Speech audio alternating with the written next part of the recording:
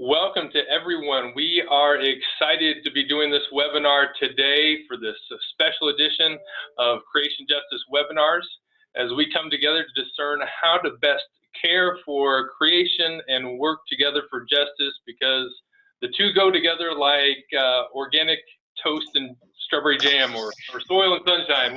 You can pick the metaphor. But we are here today especially excited to be with my co-host, Michael Malcolm, Alabama Interfaith Power and Light.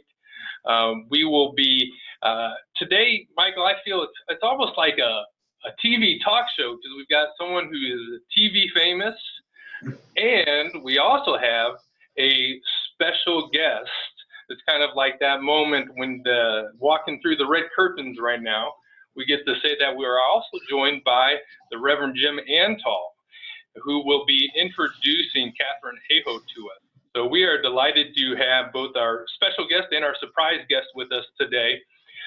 Before we turn things over to Jim to introduce our special guest for today, Michael, can you give us some theological framing as we get started? Absolutely. Thank you, Brooks, and thank everyone for joining us. Thank you, Katharine and Jim, Reverend Jim. We thank you as well. In fact, I'm glad that Reverend Antal is on the line with us, because I'm actually referring to his book. It inspired me today as I was driving for a breakfast meeting this morning, and I thought that it would be apropos to use it in this setting, because in his book, he talked about made reference to the watchman on the wall. And I think that is exactly what we're doing today. We're being watchmen on the wall. We're obtaining information for things that are happening outside that could do irreversible harm to us as a people, as a civilization, as a society. One of the things that he reminded me of in his book was that the national security is directly tied to climate change. And the scarcity of resources is something that we as those who love people and those who are called to be watchmen on the wall should be concerned with, because that does create for us even more damage, or the potential of even more damage, when it comes down to how do we make sure that the people's needs are met, in particular when the people's resources are dying, and how do we comfort the people when they come to the realization that it's all because of them, that they have actually killed off their resources. I read an article today or a couple of days ago that there are now over 1 million species that are threatened with extinction. That's on us. How do we as watchmen on the wall both compel people that need to hear this message and comfort those who see people still going about life as they've been doing all the time? Watchmen, what do you have to say on the wall when it comes down to declaring this message? And I think that it's great that we have Katharine Hayhoe here, because she'll provide us tools and provide us with some knowledge building, so that when we do go and we do compel people, and to compel people is to make that truth so plain that they can't run from it. To compel people is to constrain them, and not in a way that it's aggressive and abrupt where you're actually destroying life, but be aggressive and abrupt to the point that they can't get away from it. Let them know, hey, you are destroying your own self. You are destroying your own resources. You are killing out your own, you are choking your own life because of the purchases that you make. These are the things that we are compelled to tell men and women as watchmen on the wall. Thank you, Brooks, for your time, and I will talk to you all after we hear from Katharine Hayhoe. Great honor to introduce Katharine. I'm sure people now know that Watchmen on the Wall isn't about Game of Thrones, so thank you. So I'm really thrilled that we got Jim here to introduce our speaker and presenter today, because she does so much that it's almost like I just want to say, you know, just stop for a while so I can catch up with what you did last week. But I know Jim does keep up with what she does, and so Jim, I'll let you give the introductions. So I thought about doing this on a spontaneous basis, Katharine, but I think I would probably take up the whole hour if I did that, even if I limited my comments to your Twitter feed. So I've actually prepared something here that I want to go through in a rather orderly way, and I want to begin with scripture from the book of Esther, which contains a lot of wisdom, but the line that is most frequently quoted, at least in UCC circles, is from the 4th chapter. Perhaps you were born for just such a time as this.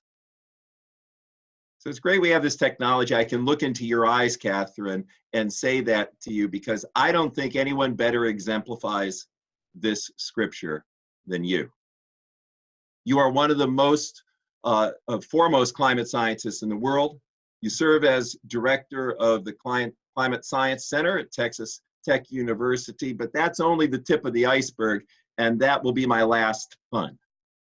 Katharine is widely regarded as the go-to person when pastors or scientists or politicians want to understand how best to communicate the realities of climate change in a way that empowers people to take action. That's the focus of the Atmos Research, a consulting enterprise, which she is founder of and also the CEO. Katharine's YouTube channel, Global Weirding, tackles all the myths and misunderstandings about climate change and climate communication in 5 to 10 minute segments. Her Twitter activity, I would say, is legendary.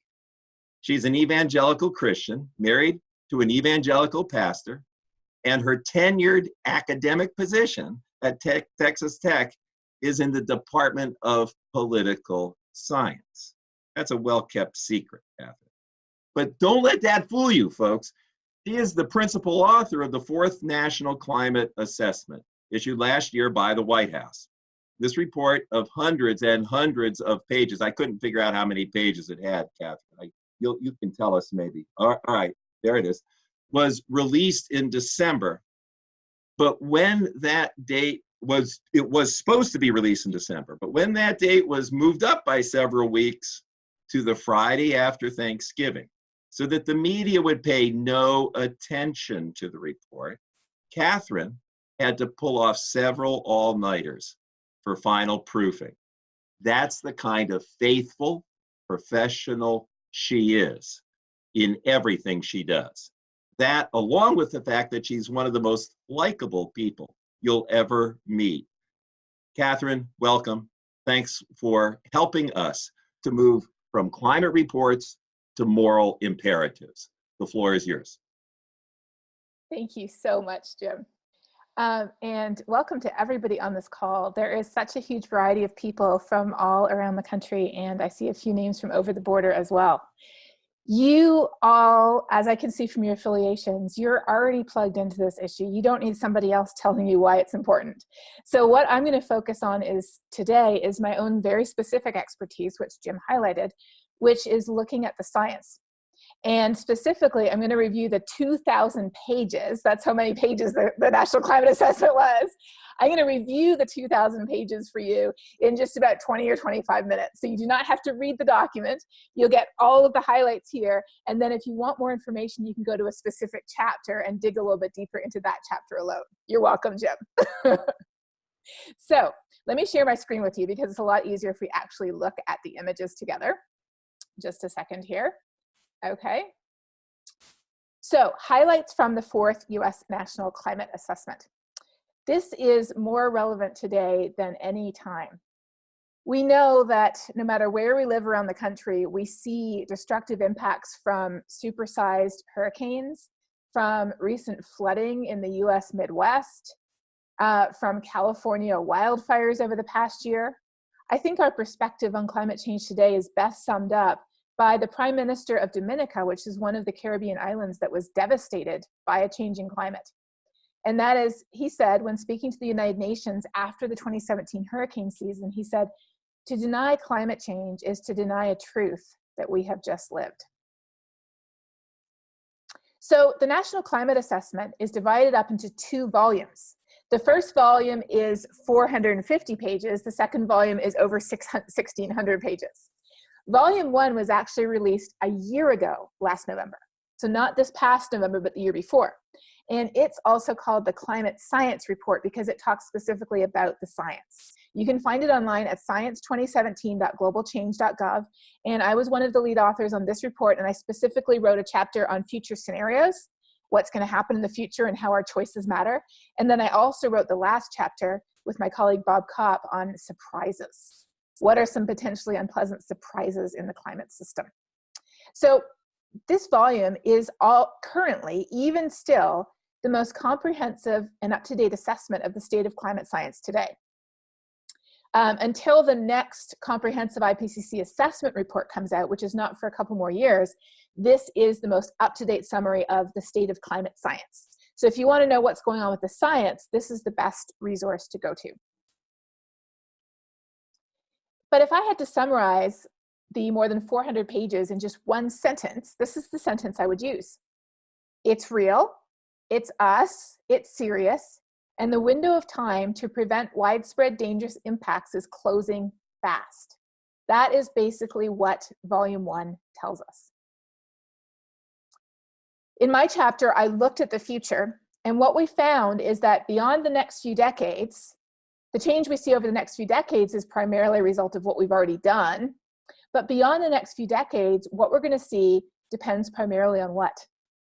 On our choices.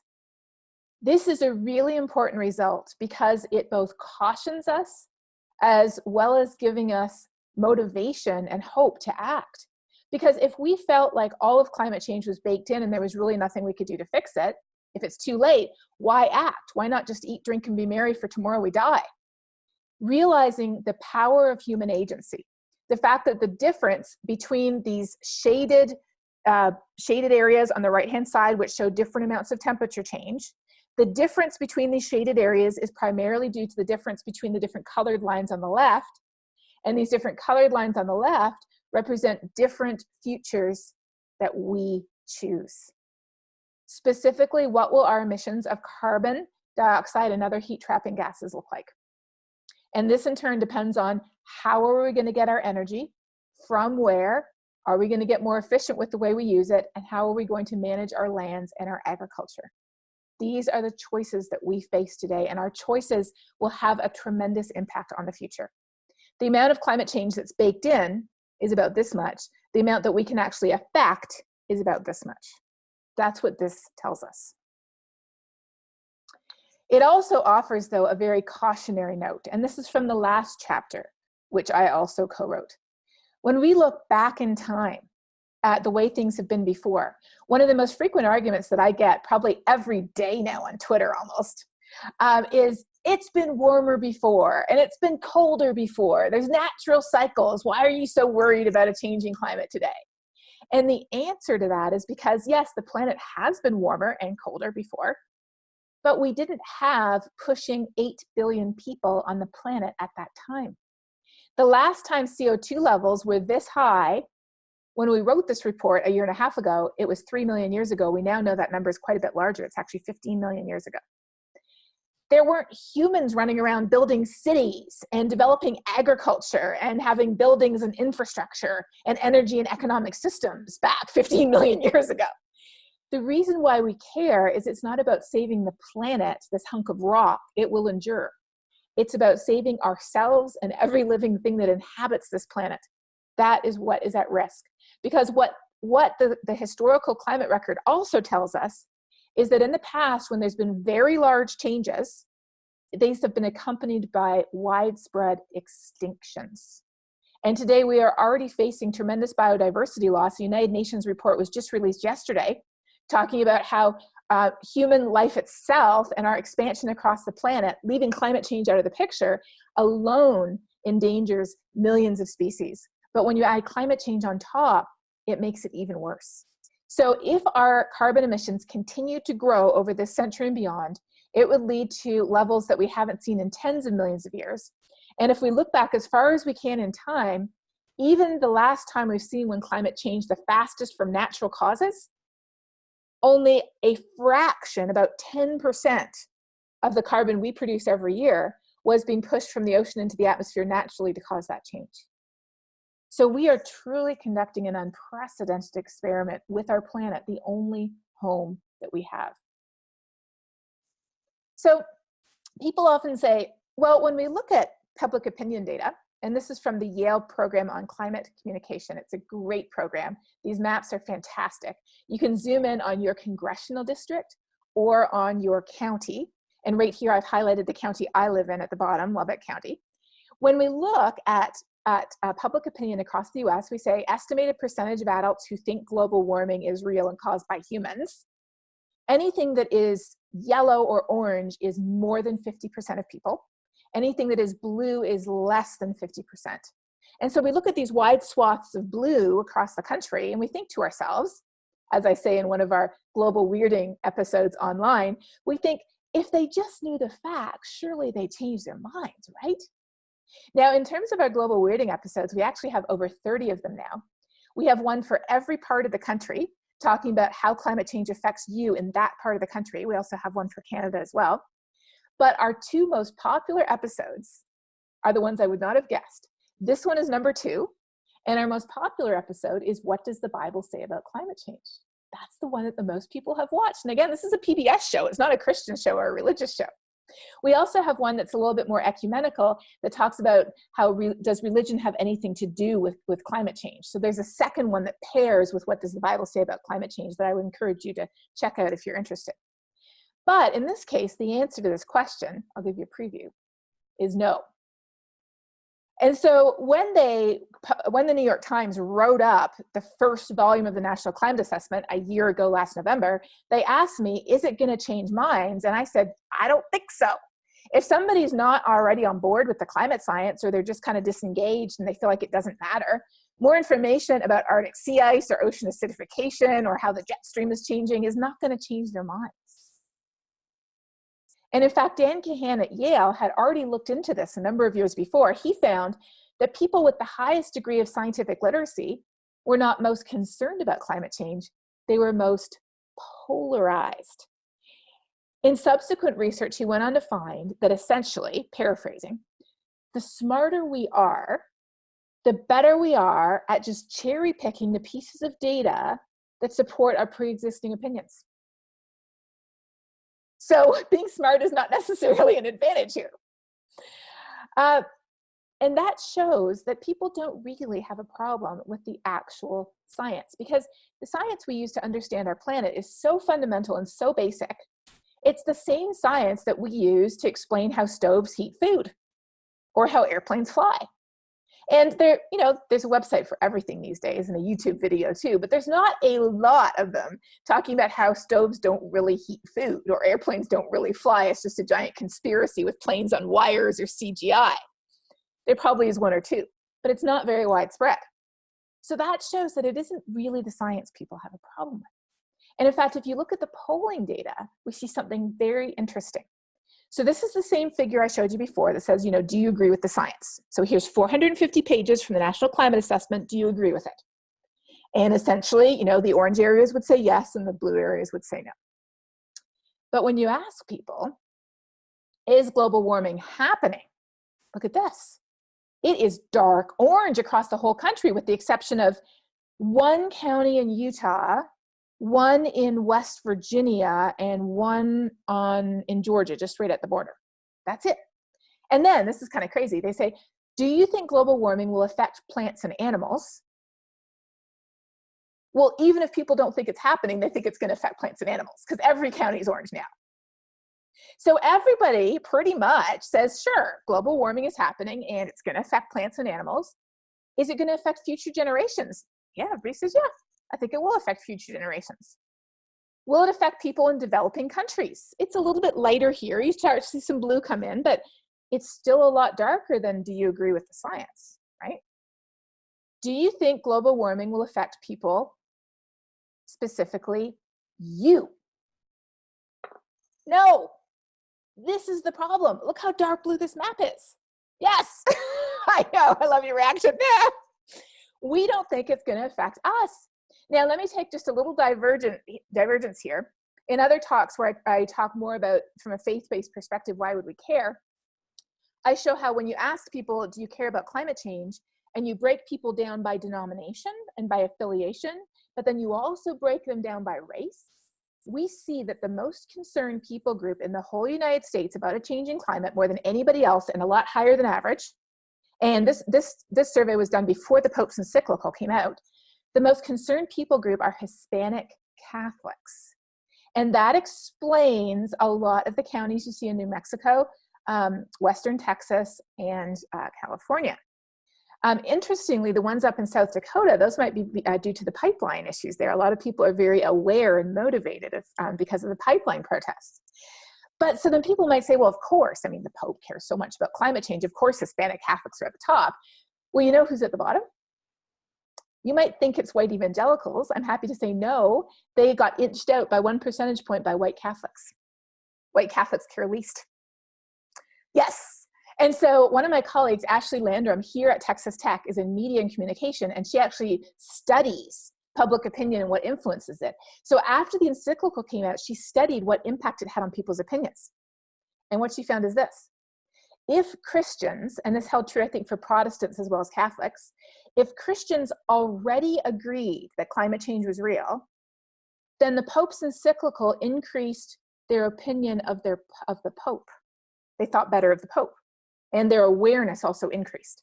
But if they didn't agree with the Pope on climate change, when the encyclical was released, it didn't change their opinion about climate change, it changed their opinion of the Pope. As they would say here in Texas, their reaction was kind of like, oh, bless his heart, which means he means well, but he has no clue what he's talking about. Anyway, that's a little divergence there to just talk about those orange counties. But what we're really focusing on here is the blue counties. The fact that even in California and New York, and what you would see as kind of hotbeds of people who are very concerned about climate change, even, you know, the West Coast, Oregon, Seattle, Portland, it's blue. Why is it blue? One of the biggest reasons it's blue is because when you talk about global warming, the number one image that comes to people's minds, an animal that hardly anybody has seen in real life. And if this is the reason why climate change matters, really, this has nothing to do with us. Or if we do see pictures of people, typically those pictures have been, as this photograph taken by Gary Brosh, who was really a pioneering photographer. Decades ago, he traveled around the world taking pictures of people affected by climate change before he passed away very suddenly in an accident. These pictures are from people who live far away on islands in the South Pacific with names like Tuvalu and Kiribati that we're not even sure that we can pronounce correctly. And so we think, well, but this just doesn't matter to us.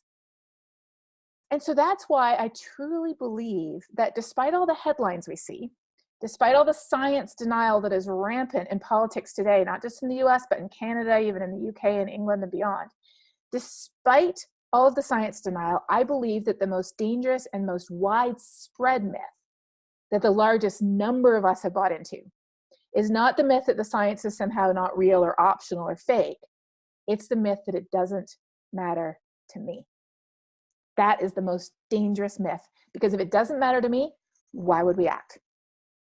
So that is where volume 2 of the National Climate Assessment comes in.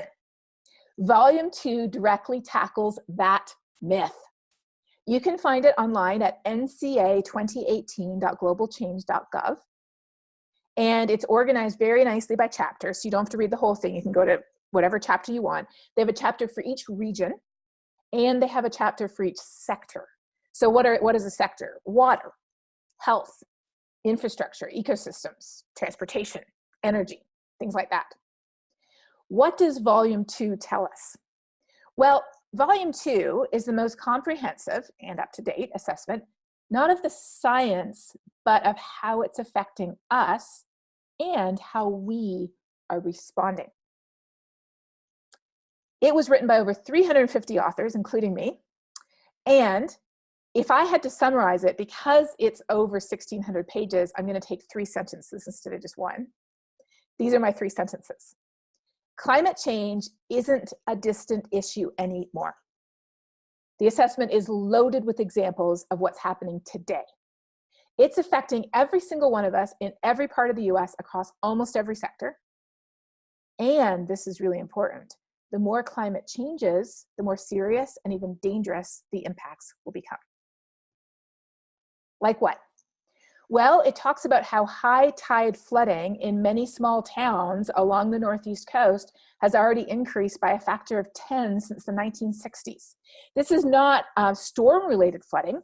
This is just sea level rise plus high tide, what they call sunny day or nuisance flooding.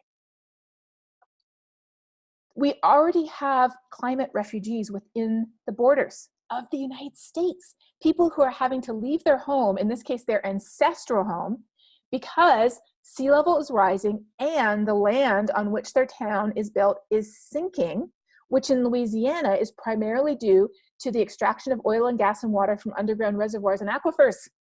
So it's a 1-2 punch. We're going to take the stuff out and then we're going to burn it. And when you put those both together, it gives you double the sea level rise. We know that California is characterized by wildfires. Wildfires are a natural part of the ecosystem in California. Without a changing climate since the 1980s, California would have seen about 11 million acres burned by wildfire naturally.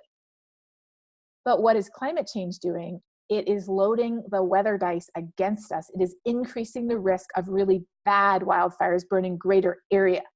So with the changing climate, instead, wildfires have burned almost 24 million acres, which is more than double. And you can see this only goes up to 2015.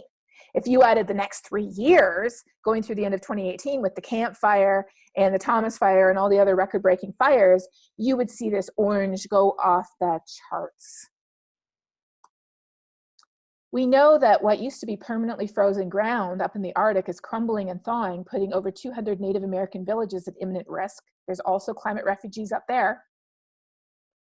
We also know that on the islands in the Pacific and the Atlantic, they are at enormous amount of risk because as sea level rises, there's nowhere to go. So important infrastructure like airports, important historical sites with these carved statues in Hawaii, temples, grave sites, are typically located right beside the ocean, and they're in danger of being flooded. Even here in Texas, we already get more naturally occurring weather and climate extremes than any other state in the country, and I'll show you the evidence there just a sec. But even in Texas, our extremes are getting more extreme, whether it's stronger droughts, supercharged hurricanes, or more extreme heat days. If we look around the whole US since 1980, there have been 102 events that have caused at least $1 billion worth of damage. And this is not just the event, but it's actually having the damage too. So if Hurricane Harvey had not come ashore, it wouldn't be on this map. It's on this map because it caused $125 billion worth of damage to Texas. So we know that we're already at risk from naturally occurring weather and climate disasters like heat waves, heavy rain events, floods, droughts, hurricanes, wildfires, and more. But climate change is taking our natural weather dice and loading them against us. Decade by decade, as climate warms, as more energy builds up in the climate system, it's sneaking in and taking one of these numbers and replacing it with another 6, and another 6, and then a 7. And all of a sudden, we're rolling a double 7. Like Hurricane Harvey, like the Midwest floods, like the floods that we're experiencing in my home province of Ontario the last 2 weeks, like the wildfires in California, we're rolling double 7s. We say, where did these 7s come from on the dice? The answer is climate change. Climate change didn't create the dice already existed. It is loading those dice against us. The reason why we care about a changing climate is because it exacerbates the risks that we already face today. And there was a third report that you probably never heard about that came out the same day as Volume 2 on Black Friday, so right after Thanksgiving this past year. The second report, and I'm just going to tell you one highlight from this report, It's called The State of the Carbon Cycle. You can find it online at carbon2018.globalchange.gov. And what it did was it connected the dots between volume 2, which talks about the impacts, and this report talks about how much it would cost to fix it. So here's just a little tidbit to whet your appetite for this third report. It found that for the United States, the cost of reducing our carbon emissions to be consistent with the Paris targets of keeping warming below 2 degrees and 1.5 if we can. Of course, that's in Celsius. So about 3.5 degrees, keeping it below 3.5 degrees if we can. And what's 1.5, like 2.8 if possible, Fahrenheit. So the cost of reducing emissions consistent with the Paris target would be $1 to $4 trillion for the United States, not including co-benefits. What are co-benefits? The fact that burning coal and gas and oil is responsible for 200,000 deaths per year in the United States alone from air pollution. That's a pretty big co-benefit. And in fact, if you follow me on Facebook, let me actually just show you this right now because my post today on Facebook talks specifically about the co-benefits. If you follow me on Facebook, and I will show you what that looks like here, just a second. This is what my account looks like. So if you see, whoops, if you see something like this, this is my account. And the post that I posted today talks about how global fossil fuel subsidies, about 1/3 of fossil fuels wouldn't even make it today without subsidies. They're subsidized to the tune of over $160,000 US per second around the world. If we had removed these subsidies, carbon emissions since 2015, so 4 years, not even 4 years. Since 2015, carbon emissions would have fallen 28%. We would have reduced 4.5 million deaths from fossil fuel related air pollution around the world. And government revenue would have increased by 3.8% of the GDP. Yeah, the economics are there. So let me just go into it. So co-benefits are things like that, reducing air pollution. Today, the US GDP, this is just US numbers alone, the US GDP is nearly 20 trillion per year. So the cost of meeting the Paris Agreement would be between 5 to 20% of 1 year's worth of GDP, 1 year. If you spread it out over 20 years, it would be anywhere from 1/4 to 1% per year. Okay, so now let's put that together with this National Climate Assessment. The cost of not reducing emissions and continuing on our current path is estimated to cost $200 billion per year. So that's 1/5 of our GDP per year by 2050. So what that means is it would take us between 5 to 20 years if we met the Paris Agreement to experience the financial benefits. Now, we in the US are expected to lose about 1% of our GDP per year, but the world's poorest countries are expected to lose 20 to 25% of their GDP per year. So by any objective economic analysis that considers the costs and the benefits over a maximum of 20 years or longer, the Paris Agreement makes sense, and it probably is actually only 10, but we scientists prefer to be conservative. It's just economics. But when we look around the world, there's more to it than economics. This is a map showing where people currently live in poverty today. The darker the color, the greater the percentage of the population lives in poverty. Keep this geographic pattern in your mind. This is a map of who's most vulnerable to a changing climate. Pretty much the exact same, right? Because they're poor, because they lack access to the resources we have, because they don't have alternatives when disaster strikes. The reason why I care so much about a changing climate is not because of the economic impacts on the US as a whole, as a country. It's because climate change exacerbates humanitarian crises like hunger, lack of access to clean water, which already kills millions of people per year, most of them under the age of 5. People dying from diseases in 2019 that nobody should be dying from in this day and age. The best description that I've ever heard of climate change comes from the US military. They call it a threat multiplier. The image that I use in my head is an image of a bucket. We are pouring everything we can into this bucket to help people who are suffering today. We put in our money, we put in our time, we put in our prayers, we put in everything we can to help fix people who don't have enough, not fix people, but fix people's situations who don't have enough to eat. who don't have access to clean water, who don't have a safe place for their family to live. But climate change is the hole in the bucket. And if we don't fix that hole, we're not going to be able to fix any of the other problems. And that's why climate change matters. So that's why to care about a changing climate, all we have to be is ourselves. As they say in Texas, where they published the version of the Bible on roadsides, that love thy neighbor thing, I meant it, signed God. Why do we care about a changing climate? I want to close with 3 reasons. First, we care because it takes the risks we already face in the places where we live today, and it exacerbates them or amplifies them. And this is what the National Climate Assessment talks about in detail. But second, we care about it because it profoundly affects real people today, especially the poorest and vulnerable in our own communities right here in North America, as well as around the world, the very people who have done the least to contribute to the problem. And so climate change is a profoundly unjust issue. In fact, a recent study that just came out showed that climate change is making the very richest people in the world currently richer, and it is making all of the poorest people in the world poorer. It is the largest injustice of our generation. But then the third reason why we care is because we believe that God has given us responsibility for the welfare of every living thing. And this comes right out of Genesis 1. So I want to leave you with this thought. Whoever we are, whatever we care about, wherever we live, we are already the perfect person to care about a changing climate. Because to care about a changing climate, we just have to be a human who lives on this earth, who cares for and has a heart and has compassion for all the others who share it with us. Thank you.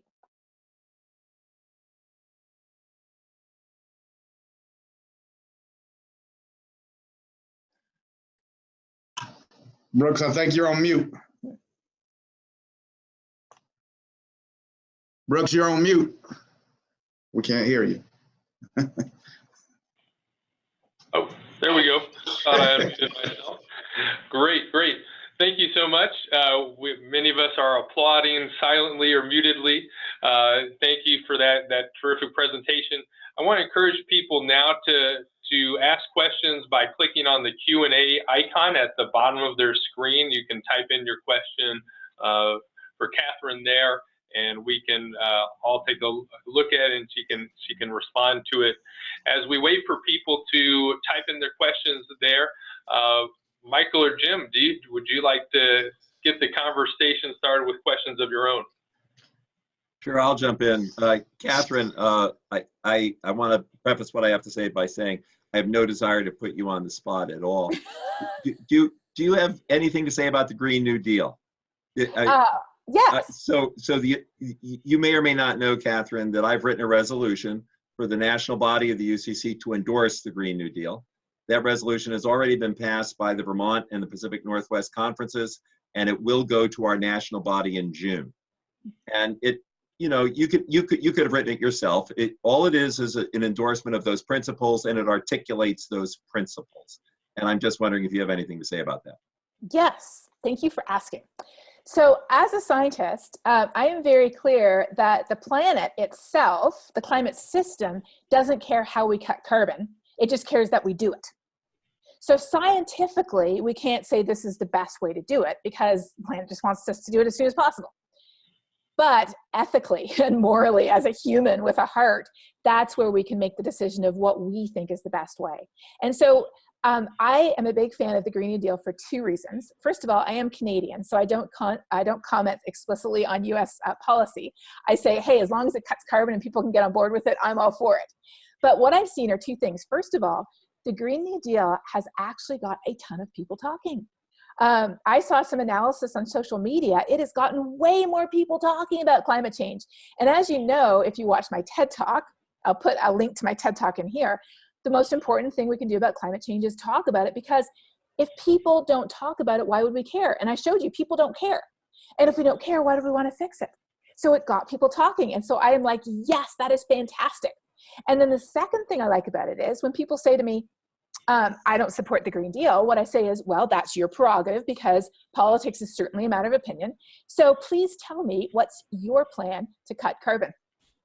And then we can get into a lot of great discussions about, well, did you know that, as Polly just said, there is an Energy Innovation and Carbon Dividend Act currently being, before Congress that was proposed by Republican and Democrat congressmen. That's pretty interesting. So we can have conversations about different solutions, because the bottom line is we need a solution. We can agree that we need a solution, then we can argue briefly over what that solution looks like, then we have to act.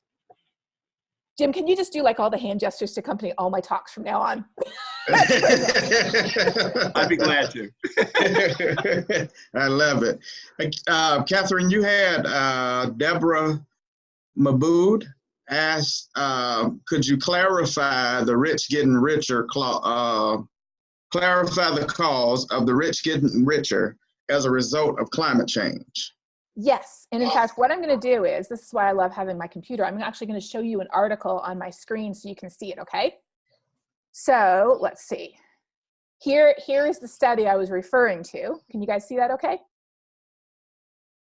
Yes, okay. It says that the economic gap between the richest and poorest nations is, and this is crazy, about 25% larger. Wow. And most of that is because warming temperatures have significantly slowed economic growth in the tropical countries, and they have actually aided economic growth in cooler countries like Scandinavia, Canada, and the United Kingdom. Wow. Wow. 25%. Wow. All right, Katharine, I'm going to kind of roll together some of the questions here, because they all revolve around how do we best make a difference? How do we influence our legislators? How do we activate our congregation who isn't generally concerned right now? What can we do on a personal level? People are anxious to figure out how they can best utilize their own agency. Excellent. And if it's okay with you, Katharine, I'd also like Jim to weigh in on that as well. Yes, I would love that too. Okay, so what I would say is, that is exactly the topic of my TED Talk, which was just released a couple of months ago. So if you haven't seen this, please go ahead and give it a watch. It's actually been translated to 15 languages, which is amazing. Wow. And in this, I talk specifically about how do we have these conversations. I will give you a summary in a nutshell, but I would ask you to please go watch this because it will explain in more detail. We have to begin those conversations with something that the person or people we're talking to already genuinely care about. Not something we just care about and we're bringing to them, but something they care about. And if we do not know what that is, we need to get to know them first. Because mutual respect, compassion, care, really viewing somebody as a genuine human who's worth just as much as we are, if not more. Thank you. That's what is needed. I'm shouting. Yes, this is my favorite webinar ever. All right. I love this. Yes, I'm preaching it. Yes, definitely. And so definitely. Even in churches, that doesn't mean that you can just go in with the same message in every church, because every church has different priorities. And so getting to know whether you're talking to a politician or whether you're talking to a local decision maker, whether you're talking to your neighbor or family or a church, you need to get to know them and figure out what makes them tick. And so whenever I speak anywhere, I always make sure I have conversations with somebody ahead of time to figure out, well, what do you really care about? What does your organization care about? Why did you invite me? How does this connect to your mission, your goal, your focus, your values, your concerns? And that's where we can have the constructive conversations. And I want to give you one example before I move on to Jim, because I want to hear what Jim has to say. A couple of years ago, my approach was tested. It was tested very severely. I was asked to come speak to the leadership team of a very large oil and gas company here in Texas. And I said to myself, well, I cannot accept this invitation unless I feel that I can begin my conversation with them on something that we genuinely agree on and share. So I thought about this for a while, and I realized this, and we have a global weirding episode actually that I made after about this. I realized I am truly grateful for fossil fuels. Because when you look at what our lives were like 300 years ago, the endless drudgery that was a woman's life, when you look at the fact that we had an entire economy, especially in the US, based off slave labor. And the fact that the industrialization of the North with fossil fuels helped to end that. How can I not be profoundly grateful for that? Imagine what my life would be like. Imagine your life without a washing machine, a refrigerator, light bulbs, transportation, medical advances that came with the Industrial Revolution. So, and energy isn't easy. Coal mining is a terrible job. Working the oil rigs in West Texas is brutal. And so I came to that company with the approach of, you guys are amazing. Look at what you have brought us. We have come so far thanks to your contributions. And then now let's talk about the future. Because you know energy, you've given us energy, you know how important energy is, you know how if we look at the poorest countries in the world, they don't have energy, and that's a big part of why they're in such suffering today. How can we ensure people get their energy for the future? So that's where it went, and it went fantastic. In fact, I've done quite a few things with them since then. So that was really, I think, the true litmus test for that method, and I can tell you it works. Beautiful. I'll just, before I add something, I want to point out to the audience something that is obvious to the 250 people on this call. Katharine started preaching when she offered her response to that. Yeah. And I want to use that as a segue to what I have to say, which is when I distill from the half-hour presentation Katharine has just made to us, all of the facts and all of the consequences, I just cannot believe that pastors aren't preaching on this topic all the time, because pastors don't have to do that first step. Pastors already know the values of their congregation. Pastors are already trusted messengers. And I think our job, to answer your question more directly, Brooks, is to continue to get more and more pastors to be willing to do what they consider to be a risk in terms of talking about climate change. Some sort of edgy thing for us to wonder about, Katharine. Your husband's a pastor, and it would be interesting to get his input on this as well as yours, and that is, well, in terms of figuring out what people's values are, if you're elevated in the pulpit and you're giving a message, then there's kind of a disconnect with the first, the foundational point, and we have to work that out. We have to figure that out. And so that was the only qualification I wanted to offer. But as everybody on this call knows, I've been working like crazy to try to get more and more pastors to commit to this. And what we're finding is more and more are. Related to that is just one last thing, and that is in relation to those statistics that Katharine showed us. Those are 2018 statistics.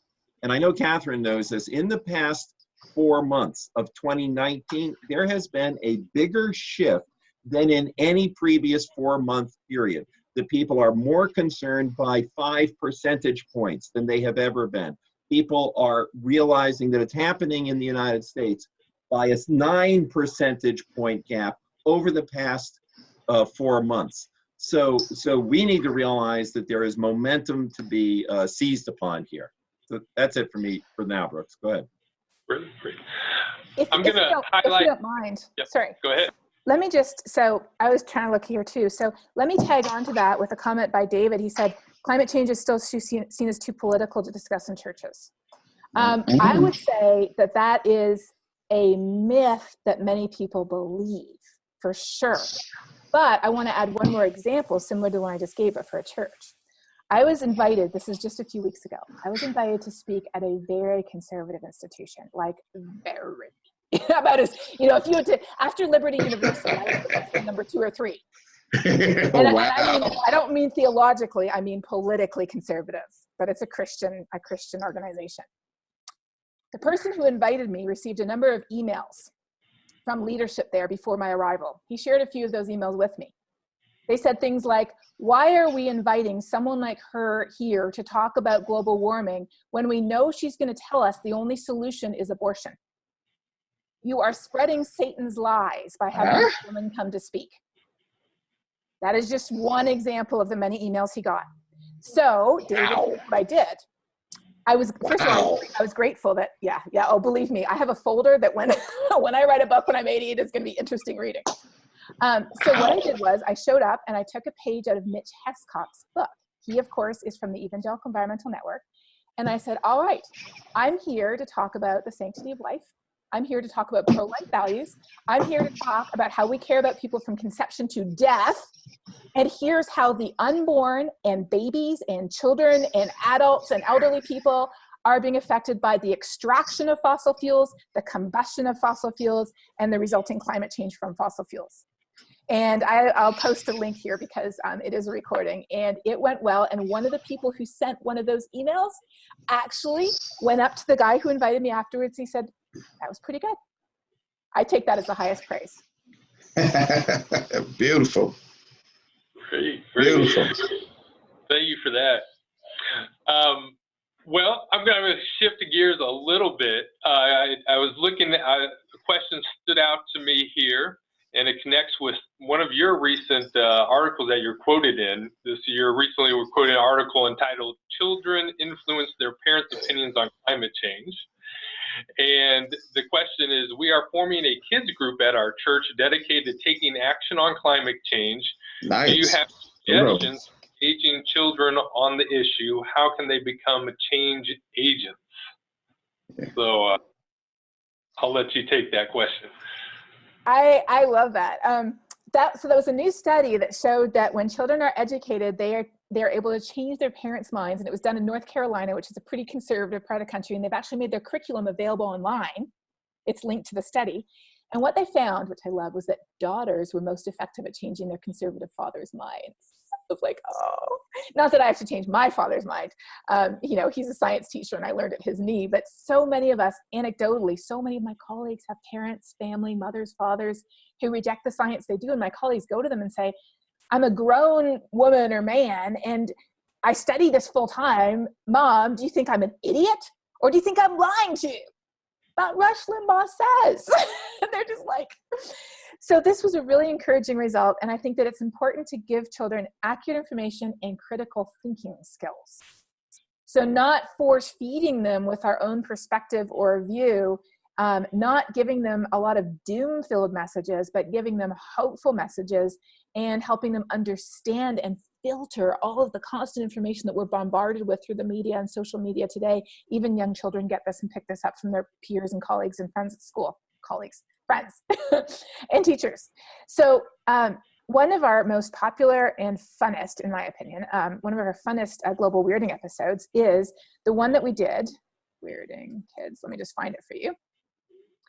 The one that we did on kids. And when I first started to write it, I thought, well, what are we going to get to say here? But then it turns out that there were so many amazing stories we couldn't even, contain ourselves.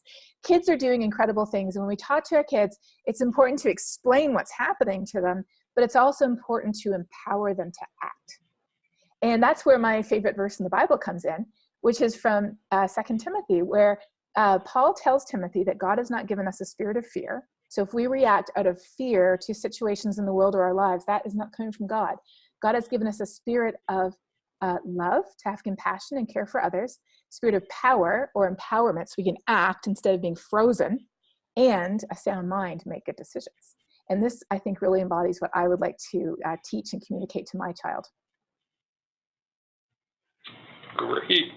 Thank you. I just wanted to add on a practical note, I don't know if it's in that article, I don't think it is, that there's a movement that has started probably because of that article, encouraging kids to ask their grandparents to vote the way the kid would want them to.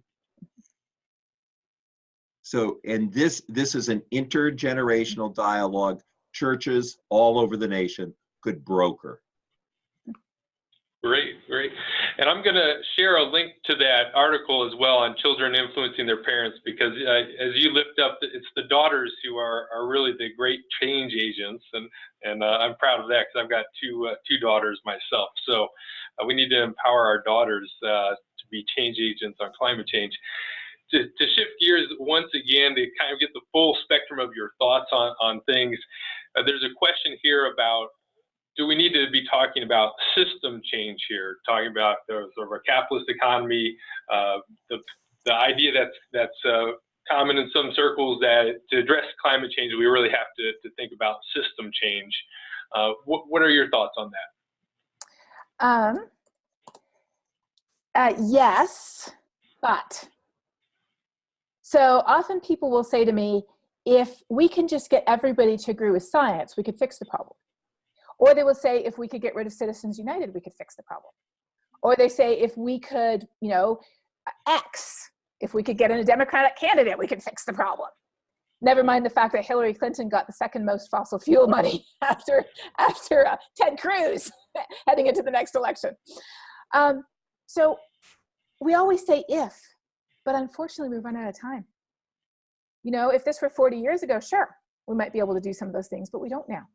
So we have to act as swiftly as we can within the given system, while at the same time recognizing the system is broken and it has to be fixed too. All right. Thank you. Thanks. We're hitting on all the subjects here today.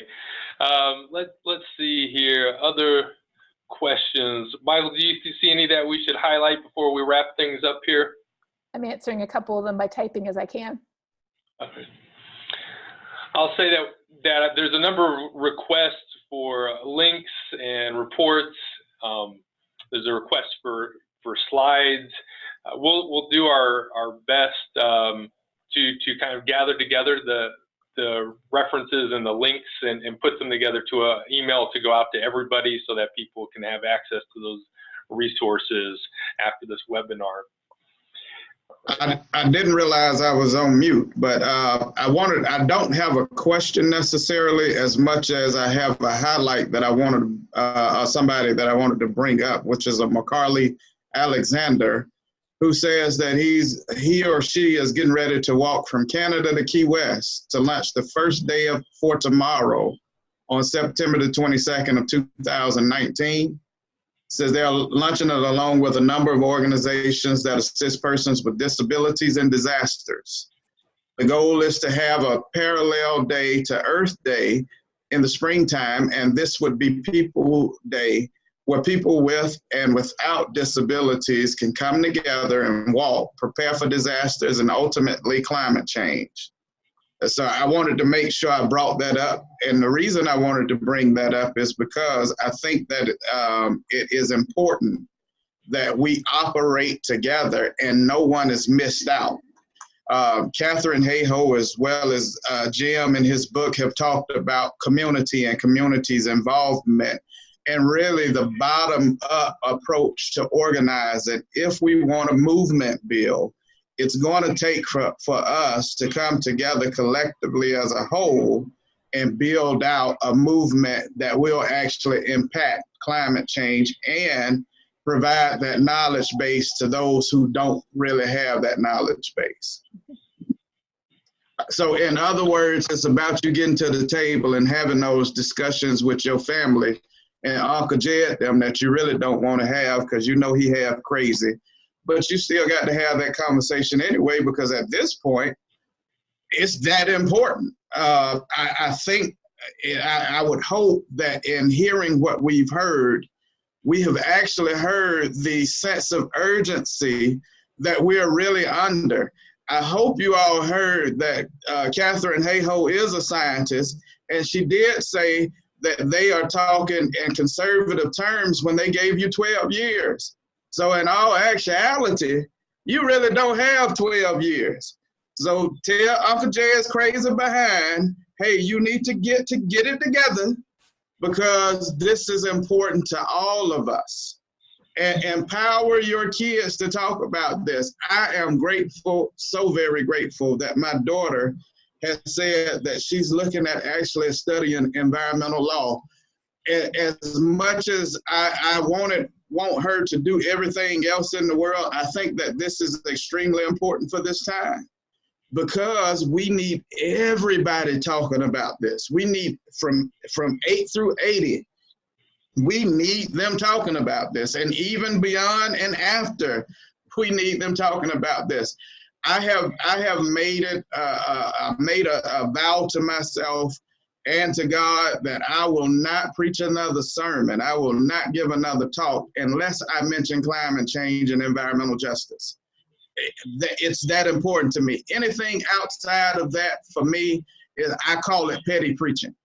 If I got to talk about who's sleeping with who, and I've got to talk about who's lying and who's doing this and the third, if it doesn't have any impact on the entire planet, if it doesn't have any impact on changing our culture and the way that we look at capitalism and our consumption, I'm not doing my job. I am not doing my job.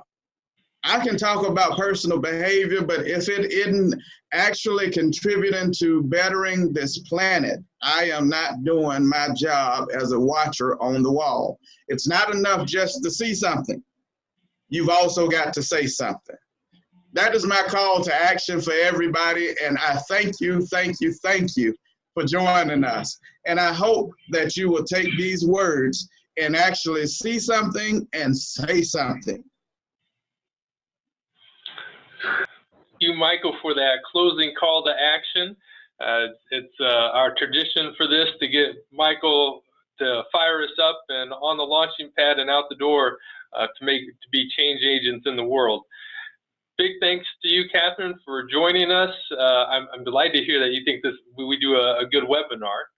So thank you, and thank you, Jim, for being our surprise guest. It was a rich conversation to have all of you here today. We'll send out a YouTube recording of this as well and do our best to address the questions. So thank you to everybody again for joining. And Katharine, I'm aware that you also are rushing off to catch a plane, I think. And so thank you for squeezing us in your busy schedule and day.